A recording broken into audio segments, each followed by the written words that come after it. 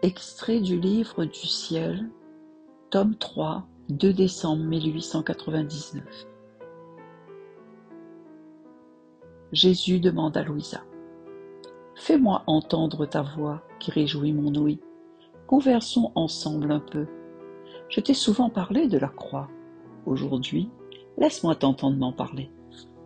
Je me suis sentie toute confuse. Je ne savais pas quoi dire. Mais lui, pour m'aider, m'envoya un rayon de lumière intellectuelle et j'ai commencé à dire: Mon bien-aimé, qui peut te dire ce qu'est la croix et ce qu'elle fait? Seulement ta bouche peut parler dignement de la sublimité de la croix. Mais puisque tu veux que je t'en parle, je le ferai.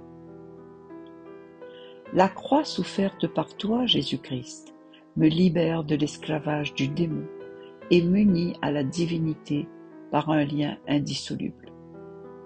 La croix est fertile et donne naissance à la grâce en moi. La croix est légère, elle me désillusionne du temporel et me dévoile l'éternité. La croix est un feu qui réduit en cendres tout ce qui n'est pas de Dieu, jusqu'à vider le cœur de toute petite poussière qui pourrait s'y trouver. La croix est une monnaie d'une valeur inestimable, et si j'ai la bonne fortune de la posséder, je deviens enrichi d'une monnaie éternelle, apte à faire de moi le plus riche en paradis, car la monnaie qui circule dans le ciel provient des croix souffertes sur la terre. La croix m'amène à me connaître moi-même. Elle me donne aussi la connaissance de Dieu. La croix greffe sur moi toutes les vertus. La croix est le noble siège de la sagesse incréée qui m'enseigne les doctrines les plus hautes, les plus subtiles et les plus sublimes.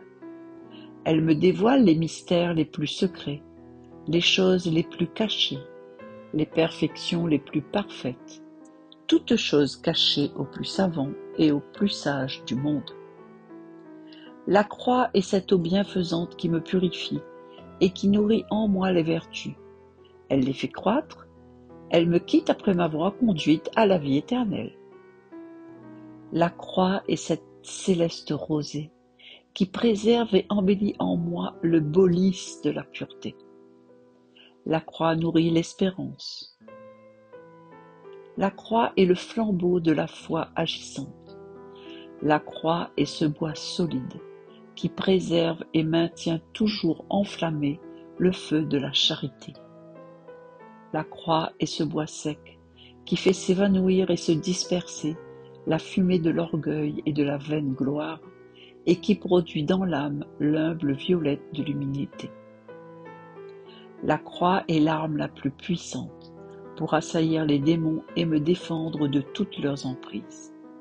L'âme qui possède la croix fait l'envie et l'admiration de tous, de tous les anges et de tous les saints, et la rage et la colère des démons.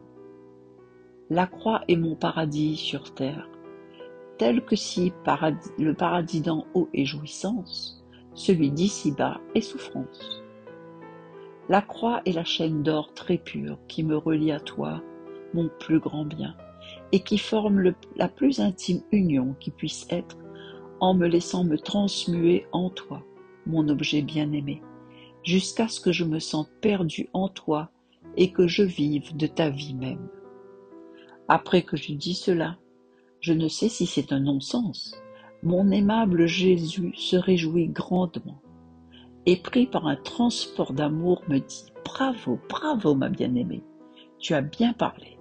Mon amour est feu, mais pas comme un feu de la terre qui rend stérile tout ce qu'il pénètre et réduit tout en cendres. Mon feu est fertile et rend stérile seulement ce qui n'a pas vertu.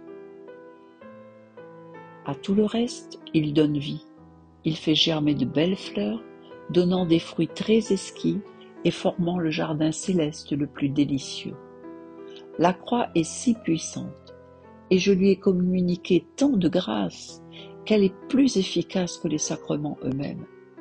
Il en est ainsi parce que l'on reçoit le sacrement de mon corps, les dispositions et le libre concours de l'âme sont nécessaires pour qu'on en reçoive mes grâces. Ils peuvent souvent manquer, tandis que la croix a la puissance de disposer l'âme à la grâce.